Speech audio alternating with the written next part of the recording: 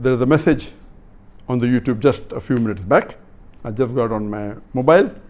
MD Saskib, sir, I want to convert to Islam. If you want to convert to Islam, it's a good thing. Alhamdulillah, it is the best thing you can do in your life. You're most welcome. To convert to Islam is very easy. There are mainly two basic requirements for anyone to accept Islam. Number one, to believe and bear witness that there is only one Almighty God, Allah subhanahu wa ta'ala, who has got no partners, He has got no associates, and you should worship Him alone and no one else. You should not do idol worship, etc. Number two is believe that Prophet Muhammad, peace be upon him, is the last and final messenger of Almighty God. If these two things you accept, then you can enter the fold of Islam, and then you keep on practicing Islam, following the 5 pillars that we discussed.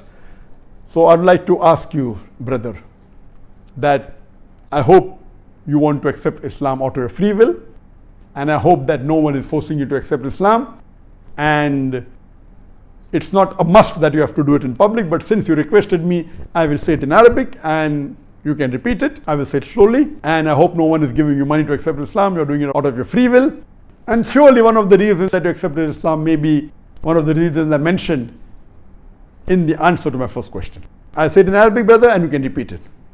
Ashhadu Allah ilaha illallah wa ashhadu anna Muhammadan abduhu wa rasuluhu. If you have repeated this, mashallah, you are a Muslim, and may Allah accept, and may Allah forgive all your past sins, may He convert it into good deeds, and may Allah grant you Jannater Firdaus.